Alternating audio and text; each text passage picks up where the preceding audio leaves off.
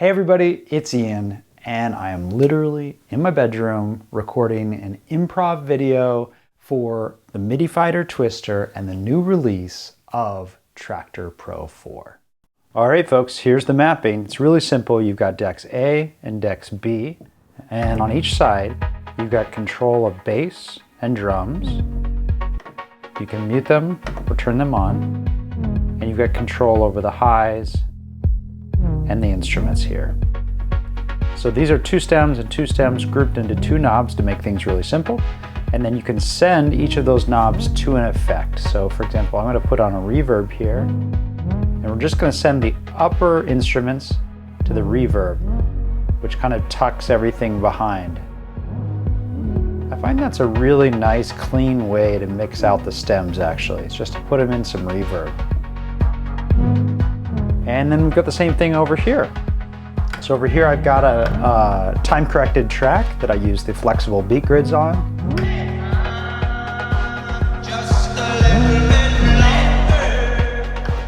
And we've got the same thing, bass and drums, and then up here vocals and synths.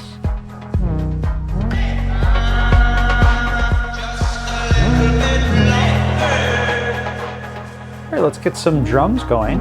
So we've got the pattern player up here. Let's turn that down a little bit. And we can select a pattern from here. A little pitch. And a little decay. And then let's add some effects.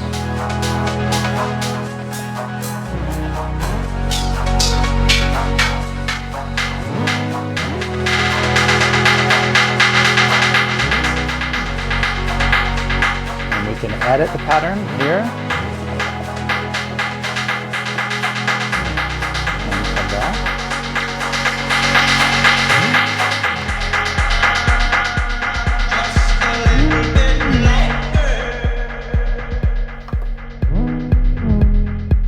And that's the mapping. Now, in order to use this mapping, you're going to want to do a couple of things here that are pretty simple. Number one, you're going to want to have your, go into your effects and make sure that you have 4 effects units selected. Okay, that's pretty critical because you're going to want to put in effects unit 3, it has to be in 3, your pattern player. That's where these things live. It lives in your effects unit. And you won't hear your pattern player, if we get that started, unless you route it to a deck. So in this case, I have that pattern player routed to deck C. And then I'm going to put some effects behind it in unit number 4. Here you can of course put whatever effects you want, delays, reverb, ice verbs, whatever you want, whatever your heart desires. You can make it a single or a group. The only thing that matters is that you put your pattern player in effects number 3 and your effects for that in effects number 4, and then route either of those to deck C or deck D. And this is designed so that you would have deck A, deck B, and then maybe a pattern player running on deck C. It's really good for things like this controller where I don't have any effects, and I certainly don't have anything to control stems. And so now with just this small controller on the side, I have a stem control, pattern player, and effects all in one little footprint. All right, that's the mapping.